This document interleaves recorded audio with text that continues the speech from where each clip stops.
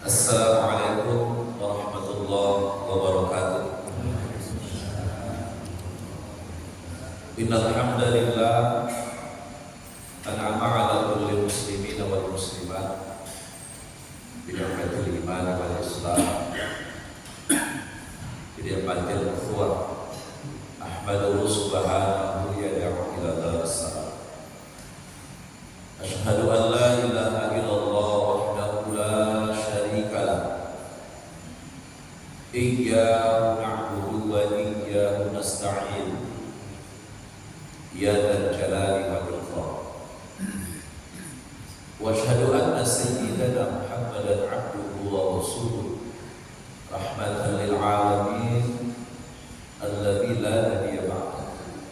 Allahumma shalli 'ala Muhammad wa 'ala alihi wa sahbihi rasulillahi ajma'in.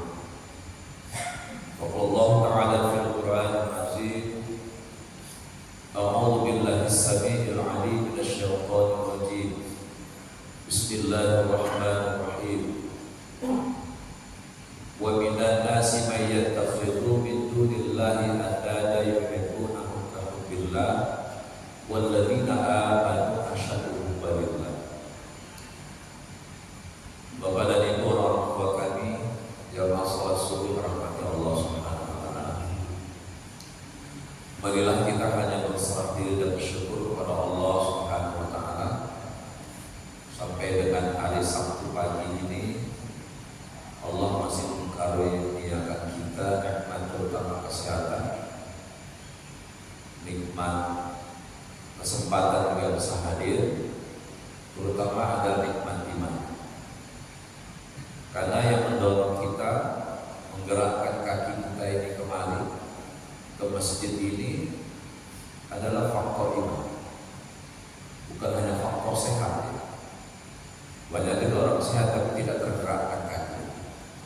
Dan bersyukurlah kita, iman kita sudah menyatu pada jasad kita, sehingga jasad kita ini, fisik kita ini tergerakkan oleh iman kita untuk fastabiqul khairat, untuk berbuat kebaikan-kebaikan termasuk pada pagi. Semoga Allah memberikan kita terus istiqomah dalam hidayah keimanan sampai kematian kita. Allahumma khtim alaina ya Allah bi husnil khatimah wa la tahtim alaina bi su'il khatimah. Kemudian salawat dan salam pada Rasulullah Muhammad sallallahu alaihi wasallam serta kepada sahabat. Bapak dan Ibu jamaah yang dimuliakan Allah, kita ketahui bahwa salah satu tugas Nabi dan Rasul yang Allah utus adalah menyampaikan risalah. Apa itu risalah? Risalah itu kalau Al-Quran mengatakan ad-din. Kalau terjemahan dalam Al-Quran itu, din itu agama.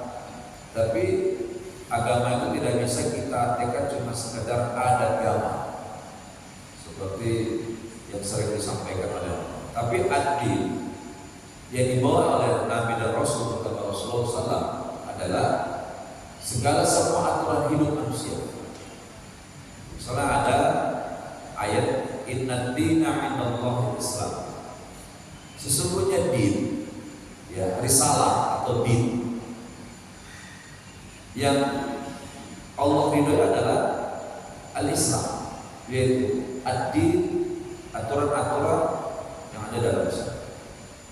Jadi kata-kata ad-din itu ada beberapa dalam Al-Quran. Yang mengandung arti itu adalah ar-risalah, yaitu yang dibawa oleh Rasul. Walladzi arsala rasulahu bil huda wa dinil haq.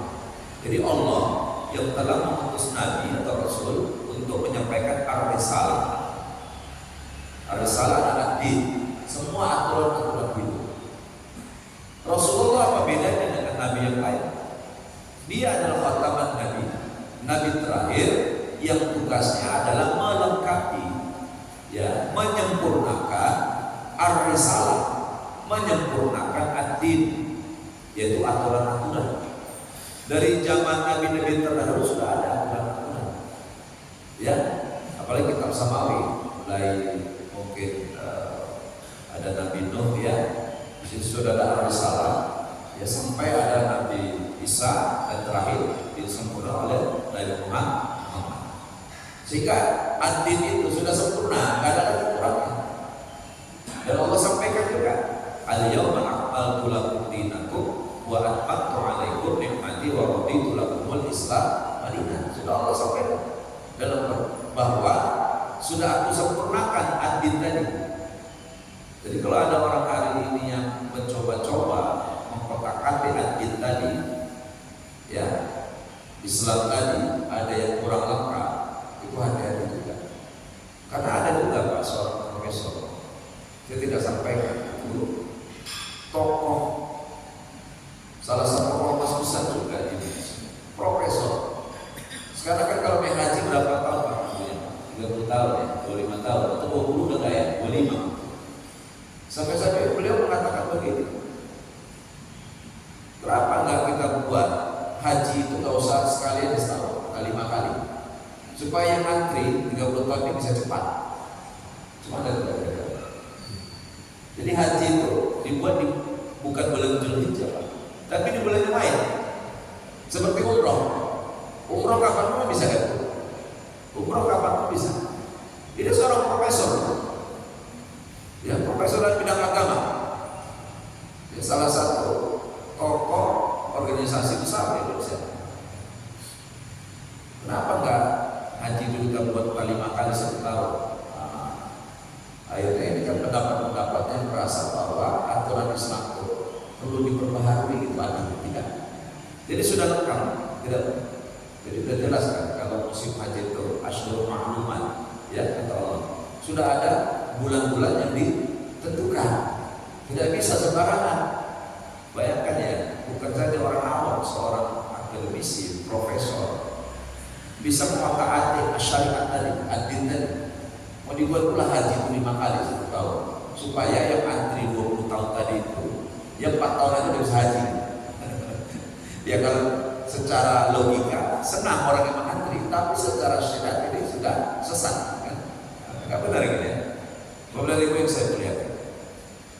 Jadi tugas Nabi adalah menyampaikan risalah, ya, dan itu adalah risalah dari Allah Subhanahu wa Ta'ala. Berarti kita wajib sami'na atau kepada Rasulullah, wajib melaksanakan atau taat kepada Rasul, dan juga wajib menjadikan Nabi itu nahnu usra fi hayati, menjadikan Nabi itu sebagai contoh dalam kehidupan kita. Jadi sudah sepakat semua, ya. Di bidang apa kita jadikan contoh? Bukan hanya ibadah saja. Jangan kita cerita sholat saja. Padahal di Islam ad-din tadi cerita tidak sholat aja Al-Quran, banyak ceritanya. Ada sholat, ada zakat, ada puasa, ada haji, ada urusan ekonomi, ada urusan politik, ada urusan sosial. Bahkan ayat-ayat berkaitan dengan sosial sangat banyak. Yang ini direalisasikan aplikasikan Nabi dalam kehidupan dia sampai menjalankan akhir. Ya kalau sholat itu adalah memang sudah melekat. Ya, artinya sesuatu yang wajib gitu. Tapi ada lagi ibadah-ibadah wajib yang lain, artinya yang diseru oleh Allah, ibadah-ibadah yang kaitannya dengan kehidupan kita bernegara, berbangsa dan masyarakat. Pada kajian ini saya menyampaikan satu ayat saja, yaitu Al-Quran surat At-Taubah ayat 128. Jadi At-Taubah ini surat yang berapa ya? 9 ya. Yang pertama namanya Al-Fatihah, yang kedua Al-Baqarah, yang ketiga Al-Imran, yang keempat An-Nisa, yang kelima Al-Maidah, yang keenam Al-An'am, yang ketujuh Al-A'raf, yang kedelapan Al-Anfal, yang ke-9 At-Taubah. Jadi surah At-Taubah ini surat yang ke-9 kalau urutan dalam Al-Quran, yang sudah dikodifikasi itu ya. Kemudian At-Taubah berapa ayat? 129 ayat. Ini ayat 1 terakhir dari belakang. Dan satu-satunya surah dalam Al-Quran yang tidak dimulai dengan bismillah, hanya surah At-Taubah. Boleh dibuka. 114 surat dari Al-Fatihah sampai An-Nas yang tidak dimulai dengan basmalah atau bismillah, hanya surat At-Taubah, surat ke-9. Berarti kita membaca surat At-Taubah, kalau ibu-ibu kadang-kadang sering khatam Quran, bergilir dapat suratnya ya, kartu jusnya ya. Bapak juga ketika kita membaca surat Taubah, kita tidak boleh menggunakan lafaz basmalah, tapi dianjurkan menggunakan lafaz ta'awuz. A'udzu billahi minasyaitonir rajim atau a'udzu billahi samiil 'alim minasyaitonir rajim. Dua-dua itu. Jadi enggak boleh kita mulai dengan basmalah. Ya, makasih. Saya bacakan ayatnya. A'udzu billahi samiil 'alim minasyaitonir rajim. Laqad ja'akum rasulun min anfusikum azizun 'alaihi ma 'anittum harisun 'alaikum bil mu'minin raufur rahim. Ini ayat ini Allah menceritakan bagaimana akhlak sosial Rasulullah, bagaimana akhlak kultural. Kalau sekarang bahasa ilmiah kultural. Apa itu akhlak kultural? Akhlak yang kaitannya dengan kehidupan manusia, akhlak yang kaitannya dengan aspek sosial atau bahasa kita kemasyarakatan. Jadi satu ayat ini sebenarnya dalam implikasinya kalau kita terapkan dalam kehidupan. Karena Nabi sudah menerapkan. Makanya Allah menceritakan bagaimana Nabi kita. Ya, bukan sahabat lagi cerita, tapi Allah Subhanahu wa taala menceritakan bagaimana sebenarnya Rasulullah itu. Ya. Laqad ja'akum rasulun min anfusikum. Allah awal dengan bahasa bahwa Muhammad itu, Rasulullah itu, ya, itu adalah dari golongan kalian. Kalau ada bahasa dari golongan kalian, seperti kalian, berarti dia bisa kita contoh dalam kehidupan. Kecuali Nabi Muhammad atau Rasulullah dari bangsa malaikat. Kalau malaikat itu susah kita mencontohnya, karena dia tidak mengalami seperti kita manusia. Tetapi kalau Rasulullah adalah manusia, dia mengalami seperti kita, mengalami yang namanya lapar, sedih, bahagia, ya, kemudian diceritai, difitnah, ya kan Pak, dilempari, menikah, punya anak, bahkan mati, percis kayak kita, ya, percis kayak kita. Tetapi apa-apa yang menjadi karakter Nabi yang Allah ceritakan dalam Al-Quran itu bisa kita coba. Apa sih karakter kulturalnya atau akhlak kultural atau sosial Nabi? Allah mengatakan bahwa Nabi kita itu, Rasulullah itu yang tadi uswatun hasanah kita, azizun alaihi ma anittum, bahwa Nabi kalian itu azizun alaihi ma anittum, sosok manusia yang seseorang yang sangat sedih kalau melihat susah orang lain, sangat berempati, kalau bahasa sekarang empati kalau melihat kemiskinan. Ini bisa ditangkap ya bahasanya, enak, paham ya? Nabi itu sedih kalau lihat orang susah. Nabi itu sangat berempati kalau lihat orang miskin. Bukan jangan dibalik ya, SMS susah melihat orang senang, sedang melihat orang susah, tidak. Artinya bahwa Rasulullah itu orang yang benar-benar lembut hatinya, sangat terasa kalau orang susah. Ya.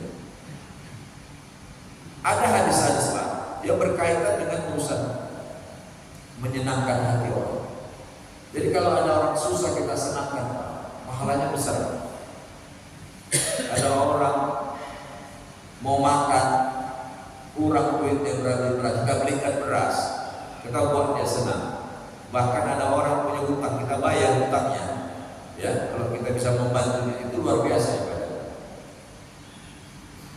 Di dalam sebuah hadis diriwayatkan Ibnu Abbas bahwa Nabi sallallahu alaihi wasallam bersabda, "Inna ahabbal a'mal ila Allah ba'dal faraid idkhalus sururi 'alal muslim."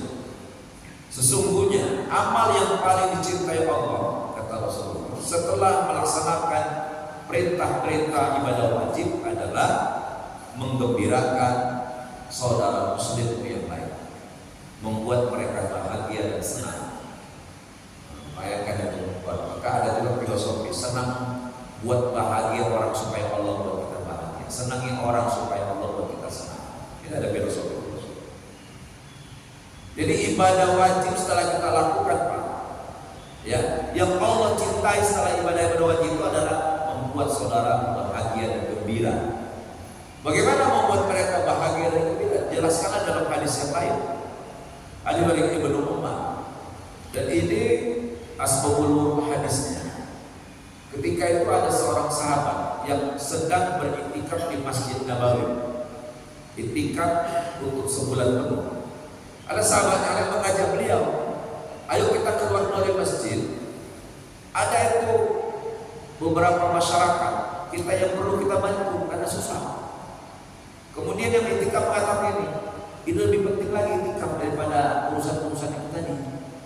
Maka ketika itu Nabi SAW berada di Masjid Nabawi mendengarkan percakapan sahabat. Kemudian Nabi bersabda, ahabbun nas ilallahi ta'ala anfa'uhum linnas wa habbul a'mal ilallahi ta'ala sururun tudkhiluhu ala muslim aw taqsifu anhu qurbah aw taqdi' anhu daina aw tatrudu anhu ju'an wa li an amshiya ma'a akhi fi hajatan ahabba ilayya min an a'tika fi hadzal masjid yakni Masjidil Madinah syahr. Artinya manusia yang paling mencintai Allah adalah yang paling memberikan manfaat bagi manusia yang lain. Adapun amal yang paling dicintai Allah adalah membuat muslim yang lain bahagia, mengangkat kesusahan orang lain, membayar utangnya atau menghilangkan rasa laparnya. Sungguh aku berjalan bersama saudaraku yang muslim untuk sebuah keperluan lebih aku cintai daripada beriktikaf di masjid ini, Masjid Nabawi, selama 1 bulan penuh. Hadis riwayat Tabrani. Sahih sekali hadis. Jadi Nabi ingin menyampaikan sebuah pesan kepada kita bahwa membuat orang senang, membantu orang lain, membayarkan utang, memberi makan orang yang lagi butuh makan, itu lebih baik daripada beriktikaf di Masjid Nabawi selama 1 bulan penuh. Jadi ada 3 masjid kan, Pak, yang Allah sangat muliakan. Satu Masjidil Haram, yang kedua Masjid Nabawi, yang ketiga Masjidil Aqsa. 3 masjid itu. Kalau Bapak Ibu pernah sholat di 3 masjid ini, alhamdulillah, sebuah keberkahan Allah berikan. Ya, ada yang sudah Masjidil Haram, sudah Aqsa, Masjidil Haram dan Madinah, ya kan? Tapi Aqsa belum ke Palestina. Takut, ya kan? Padahal sekarang kalau posisi Masjidil Aqsa itu aman. Yang bahaya ketiga saya kan di Rafah, sama kayak Indonesia yang diserang itu di Jawa. Kalau Sumatera yang diserang aman, ya, jadi aman itu kalau Bapak berangkat ke sana adalah rezeki silakan, ya. Jadi membantu orang, ya. Kadang-kadang kita berpikir bahwa ibadah haji itu Pak yang wajib berapa kali? 1, ya, ingat Pak, Bu. Haji itu wajib cuma sekali. Bahkan Rasulullah hajinya berapa kali? Cuma sekali juga. Haji yang kedua, haji yang ketiga itu hukumnya sunnah. Kalau sunnah itu pasti berbeda dengan wajib. Ya, berarti lebih hebat lagi kalau kita punya uang. Apalagi orang sekarang ada berebut haji furoda, haji yang mahal, Pak. Furoda itu tak menunggu, berangkat langsung. Tapi berapa bayaran? 400 juta, 400 sampai 500 juta. Banyak juga orang Islam, orang Muslim Indonesia ini berangkat itu, kan duitnya banyak. Jadi haji yang wajib itu cuma sekali. Yang kedua hukum sunnah. Berarti lebih hebat lagi kita membantu orang lain kalau hadis ini. Ya, sebagaimana Nabi itu sangat antusias dalam membantu saudara-saudaranya yang lagi miskin atau susah. Mengalahkan iktikaf di Masjid Nabawi selama 1 bulan.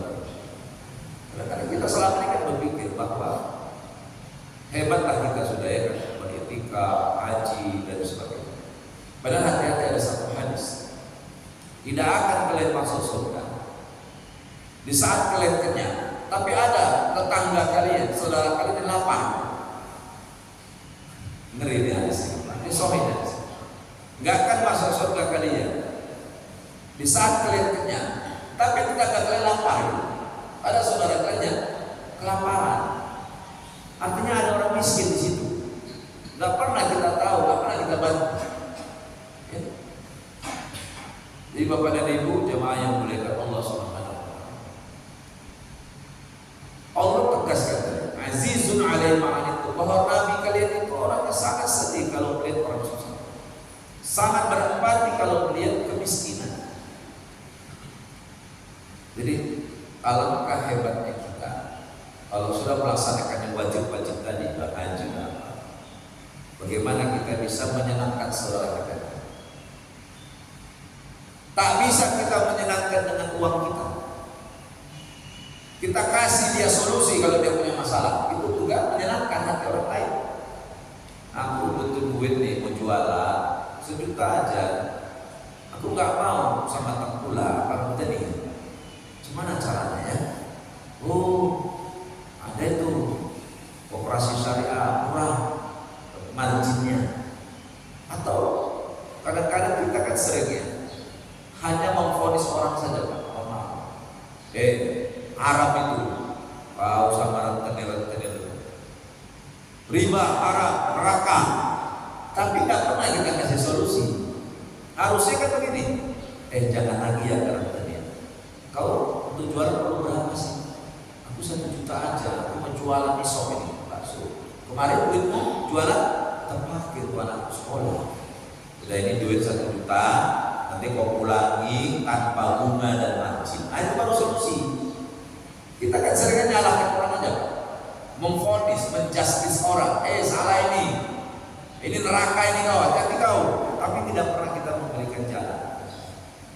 Seharusnya kita memberikan orang gembira, menyenangkan hati orang lain di saat dia butuh. Kita kasih solusi. Tidak harus keluar dari uang kita juga. Tidak harus juga dari pikiran kita juga. Mungkin kita bisa memberikan jalan-jalan lain kepada kita. Jadi tidak melulu ya Pak, membantu menyenangkan orang. Kalau hadis ini dengan uang, ya, dengan kemampuan apa kita, mungkin jaringan kita bisa bantu orang lain. Jadi membantu menyenangkan orang lain itu pahalanya hebat. Mengalahkan pahala beriktikaf di Masjid Nabawi selama 1 bulan. Berarti kita ada mumpung masih hidup, ya, sesuai kapasitas kita apa yang bisa kita bantu. Sebenarnya kalau kita keroyokan Pak, di sini mana ada anak yatim miskin? Berapa orang? Ada 3 orang Pak Ustaz. Miskin ini, maknya pun nyuci-nyuci di rumah orang. Kadang-kadang ada yang cari-cari butut. 3 orang itu berapa biaya sekolahnya? Sampai SMA minimal. Kita ada 200 jamaah, 200 orang aja kakak yang peduli. Kalau dia putus 1 bulan 500.000 anaknya, berarti ada 1.500.000 kita butuhkan setiap bulan untuk 3 anak ini. Kita keroyokan 200 orang menanggulangi 1,5 juta setiap bulan. Nggak sampai 10.000 satu orang, ya kan? Nggak sampai 10.000. Kalau 10.000 udah 2 juta kan? Satu orang 10 saya 10.000. Kenapa? Karena berkaitan dengan ayat-ayat sosial sangat banyak juga di Al-Quran. Salah satu surah Al-Ma'un yang kita sering baca. Ara'aital ladzi yukadzibu bid-din. Tahukah kalian siapa itu yang aku sebut pendusta agama? Siapa pendusta agama? Kan nggak mau kita dibilang pendusta agama, iya kan? Nggak ada. Pendusta agama. Nggak ada. Aku ibadah bagus kok. Aku sholat rajin di masjid. Rupanya bukan masalah itu. Siapa pendusta agama? Kata Allah yang pertama, fadzalikal ladzi yad'ul yatim. Yang kedua, wala yahuddu 'ala ta'amil miskin. Orang yang membiarkan menelantarkan anak-anak yatim yang miskin, Pak. Kalau anak yatim yang kaya itu tidak ada masalah. Anak-anak yatim yang susah kita telantarkan. Arti telantarkan itu berarti tidak kita pedulikan, nggak mau tahu, kita cuek aja. Mau jadi apa dia, akhirnya apa? nggak ada pendidikannya, jadi begal, geng motor. Ya, salah kita juga sebenarnya, walaupun secara apa orang tuanya, tapi secara jamaah bahwa anak yatim itu bukan hanya tugas emaknya, tapi kita saudaranya juga. Yang kedua, membiarkan juga orang-orang miskin. Fawailul lil musallin, celaka sholat kalian itu. Jadi ini perlu juga kita renungkan. Bagaimana peran kita bisa membantu orang lain. Jangan pula terbalik, bukan menyenangkan, menggembirakan orang, tapi kerjanya membuat orang susah, menceritai orang, menggosok orang aja kerjanya. Jangan. Bagaimana kita dalam hidup ini pokoknya bisa setiap hari menyenangkan orang. Satu hari ini aku ada, alhamdulillah, ada orang berbahagia. Karena besar sekali pahalanya membuat orang bahagia dan senang. Orang kata Nabi aja, senyum aja juga sedekah. Orang kalau kita senyum kita senang enak. Ya, makanya jadi pedagang itu sebenarnya potensi pahalanya besar. Karena jadi pedagang itu, matur suwun ya, terima kasih Bu ya, balik lagi. Coba kasih senyum Pak. Orang senang nggak dikasih senyum? Senang. Tapi kalau penagih hutang, bukan senyum, penagih hutang yang kolektor itu. Oh, banyak juga dosanya itu buat orang apa? Susah jadinya pikirannya, jadi tagih hutang ya. Makanya doanya jelek aja ya. Untuk yang nagih hutang sakit, juga mati ya gitu aja. Bapak dan Ibu yang dirahmati Allah Subhanahu wa taala. Jadi itu beberapa hadis yang berkaitan dengan bagaimana miskin. Kalau cerita Rasulullah jangan ditanya Pak. Makanan terakhir dia bisa dikasih orang lain, biar aku nggak makan asal orang makan. Kita belum bisa. Sebagaimana sahabat pernah meminta-minta ke rumah Rasul selesai sholat subuh, ada sahabat yang datang ketok pintu. Nabi sudah sampai rumah dari masjid. Ketika itu Aisyah membuka pintu. Rasul nanya, siapa Aisyah? Ada orang yang meminta-minta Rasulullah, kasihkan apa yang kita pilih. Ini ada yang Rasulullah beberapa pakai berikan. Ya. Setelah pulang, bertanya Rasul kepada Aisyah, ya Aisyah, ada makanan apa kita pagi hari ini? Ya Rasulullah, yang tadi kita kasih ke saudara kita tadi itu makanan terakhir kita. Gak ada lagi makanan. Oh ya udah, kalau begitu kita puasa. Maka puasa sunnah itu bisa Pak. Ya, niatnya itu setelah subuh. Kalau puasa wajib tidak boleh. Yang terpenting belum makan minum, jangan keluar dari masjid dan minum tapi rumah gak ada apa-apa puasa ya kan. Nah, belum makan minum dari subuh tadi, yang pulang ke rumah gak ada apa-apa, ya udah puasa aja. Puasa sunnah. Bayangkan Nabi Rasulullah kita sering peringati maulidnya, kita sebut-sebut laqad kana lakum fi Rasulillah uswatun hasanah. Makanan terakhir bisa dikasih orang lain. Kalau kita nggak sanggup, sampai-sampai kan orang kita aja belum gitu. Enak kali kalau saling payah-payah, setengah mampus, kau pulang tinggal tidak. Karena ada masalah. Kalau kita tidak bisa memberikan, jangan menyakiti hati orang lain. Ya Bu. Kalau kita tak bisa memberi, jangan menyakiti hati orang. Mohon maaf. Ya, kalau kita bisa diberi, seberapa kita bisa memberikan. Kalau Nabi yang terakhir itu dikasih, nggak punya apa-apa, nggak bisa. Tapi, insya Allah, ya, kalau kita memberikan atau menyenangkan orang lain dengan cara memberi sedekah, apalagi membayar hutangnya tadi. Aku ada hutang 200.000 sama orang kemarin, di beras karena sakit lagi, karena kerja. Gitu Pak. Aku mau jual ini sepeda 200.000, udah gak usah sepeda kalau ini nanti bayar berapa? Kira-kira Pak, kalau kita punya utang ada orang bayar senang gak? Ya Allah, senang kali rasanya. Dalam hati kita, kalau aku nanti ada duit senang, aku datangi lagi kalau kan begitu dalam hati kita. Seperti orang kehausan di tengah-tengah gurun pasir, dikasih minum, apakah dia kalau bisa nyembah kita dia? Terima kasih dan terima kasih. Begitulah senangnya orang. Makanya Nabi itu ya sangat fokus juga bagaimana kita bisa membantu saudara kita, menyenangkan hati saudara kita. Jangan membuat menceritakan orang lain aja tidak boleh, apa yang membuat orang susah. Jadi insya Allah semoga kita ya mumpung Allah masih berikan umur, apa yang bisa kita lakukan untuk saudara kita lakukan. Ibu sedekah diam-diam, alhamdulillah bagus. Share, aku diam-diam Pak Ustaz setiap bulan kalau udah gajian lakiku buat satu paket, ada tetangga gue susah pasti keras dia 5 kilo, kasih dia minyak 1 liter, itu aja Pak Ustaz aku cuma bisa. Alhamdulillah tidak apa-apa. Jangan orang susah, kita aja dikasih beras 5 kilo senang kali, apalagi orang susah yang betul-betul miskin, wah senang sekali. Ya, ada anak yatim, diam-diam kita sini deh, dia tuh jajan kok sekolah berapa? 50.000. Nah ini 150.000 bayar orang sekolah, 50.000-nya untuk jajannya yang untuk bapak. Kalau bisa 30 untuk 2 minggu, wah senang sekali. Aku kita bayarkan ke sekolah.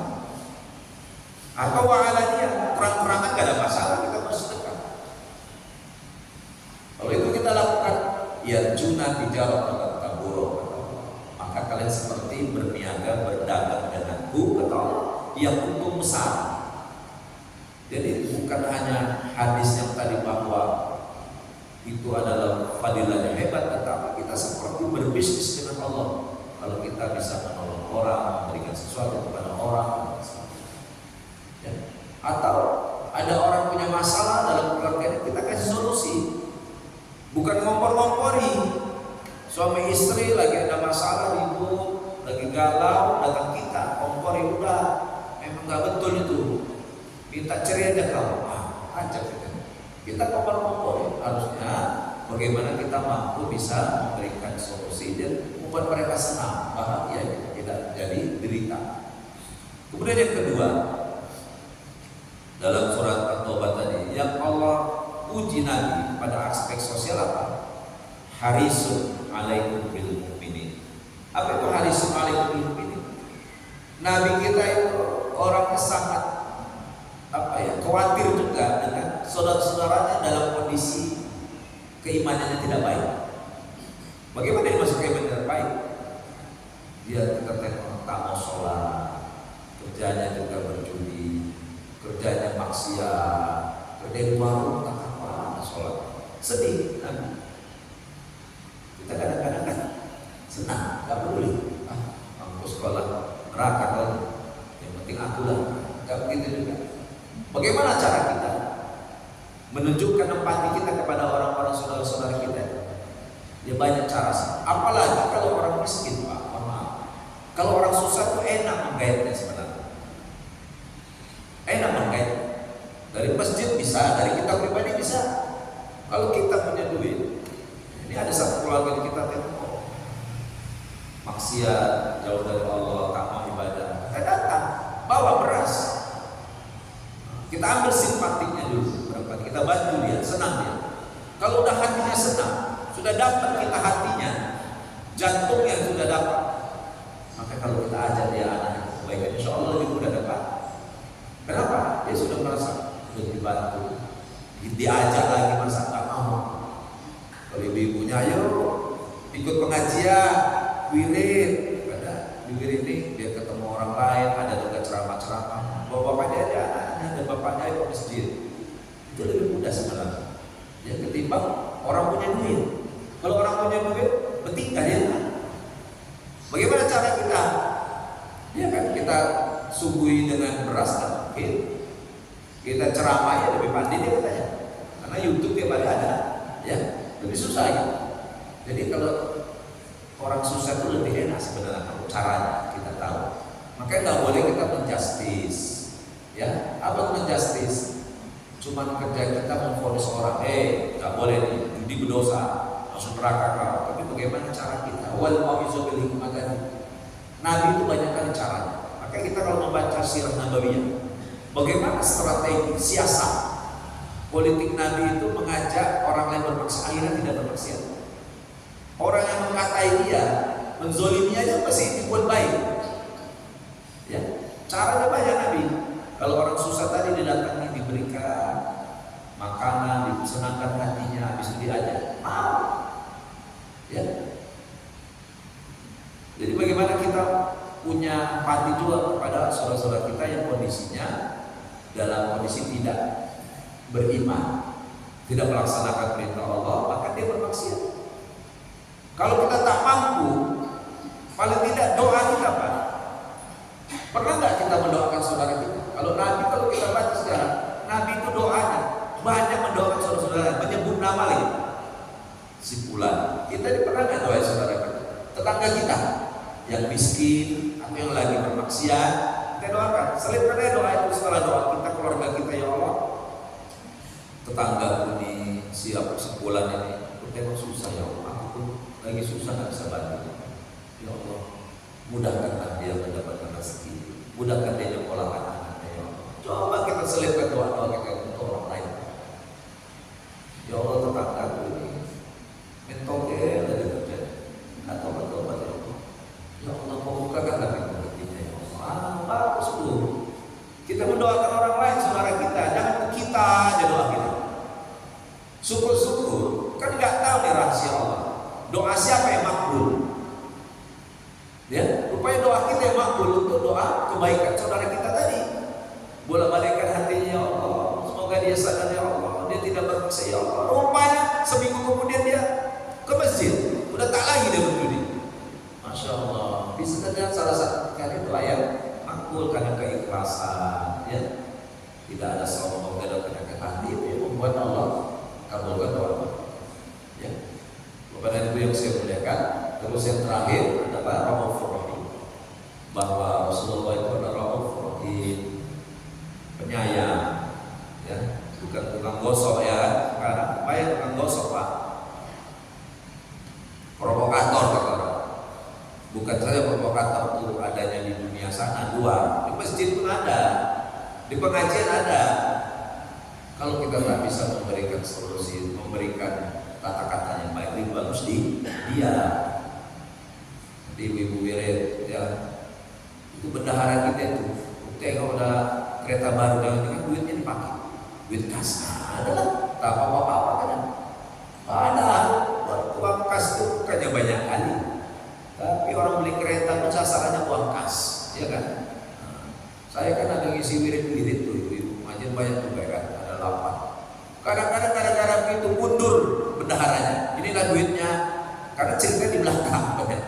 Ya, kalau ibu-ibu, ya, jangan kita ini jangan membuat orang risau, senangkan hati orang. Tak bisa ngomong yang betul, menyenangkan hati orang, lebih bagus diam. Ya, jangan jadi Abu Jahal, jangan jadi Abu Lahab. Apa kerja Abu Jahal? Gosok aja kerjanya Pak. Nabi di situ berdakwah itu, menyampaikan Al-Quran, gosok aja kerjanya, kan betul, nokok ya kerjanya, Muhammad itu begitu kerjanya. Abu Jahal, Abu Lahab begitu kerjanya. Padahal paman Nabi dia kan, tapi kurang ajar. Nah, jadi Abu Jahal, Abu Lahab ini sosok, bukan nama. Sepanjang sejarah pasti ada Abu Jahal. Di mana pun Pak, Bapak kerja di kantor, di sekolah ada Abu Jahal, Abu Lahab juga itu. Di masjid ada juga. Tapi Pak, Abu Jahal itu pakai jubah. Iya, jubah juga dia. Tapi kerjanya gosok juga. Ya. Jadi semoga kita ini saling asih dan khusus bagaimana Nabi sangat sayang sekali sama anak-anak. Nabi itu sayang sekali.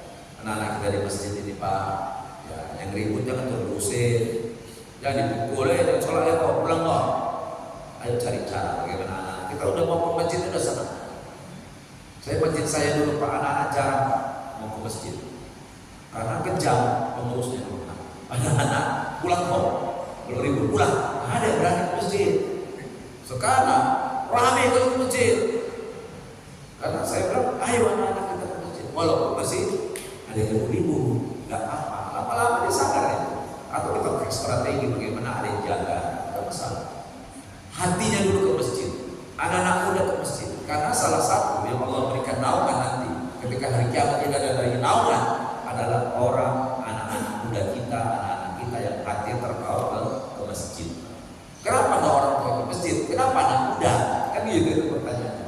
Kalau orang tua kan relasi, udah mau tanam sama oleh masjid, ya kan? Tapi anak muda, anak-anak kita kecil nih yang tantangannya besar, ya masih happy, dia mampu ke masjid.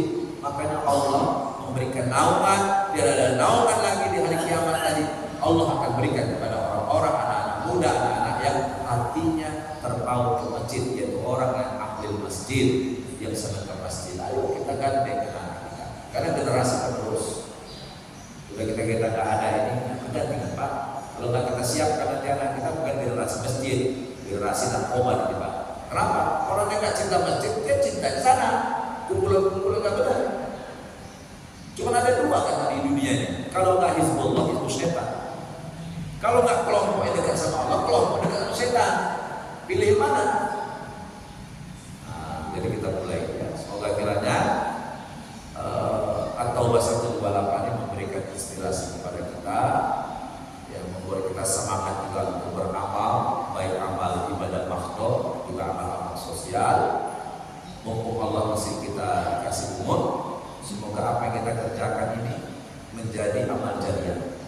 Ya, menjadi amal jariah. Kita tahu tadi sedekah, menyenangkan orang, berbuat baik pada orang lain, itu adalah amal jariah yang terus mengalir pahalanya ketika kita sudah mati. Allah a'lam bishawab. Ya, saya pikir ini dapat saya sampaikan. Ada pertanyaan dari Bapak dan Ibu, silakan sebelum kita tutup.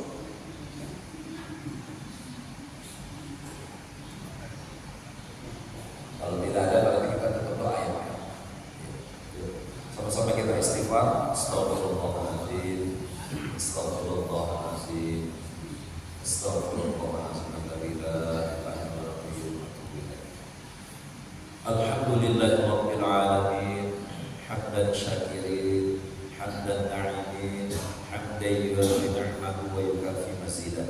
Ya Rabbana alhamdu kama yanbaghi li jalali wajhikal karim wa 'azimi sultanik. Allahumma ij'alna hadha jam'an marhuma wa tafarraqna min ba'dihi ya Allah tafarraqan ma'suma. Allahumma la sahla illa ma ja'altahu sahla wa anta tazul hasna idza syi'ta sahla. Allahumma innaka ta'lamu anna hadhihi al-qulub qad ijtama'a ala mahabbatik wa taqaw ala ta'atik wa tawahhadat ala da'watik wa ta'ahadat ala nusrati syari'atik wa wafiqillahumma rabitataha wa wafiqillahumma rabitataha wa adil muddaha wa ahdiha subulaha wa blaha binurika alladhi la yakhbu wasra suduraha bi faidil imani bik wa jamil tawakkuli alaik wa ihami ma'rifati wa amit ala syahadati fi sabili innaka ni'mal maula wa ni'man nasir. Allahumma amin. Rabbana atina fid dunya hasanah wa fil akhirati hasanah wa qina adzabannar walhamdulillahi rabbil alamin. Mari kita tutup kajian kita dengan alhamdulillah dan kafaratul majelis.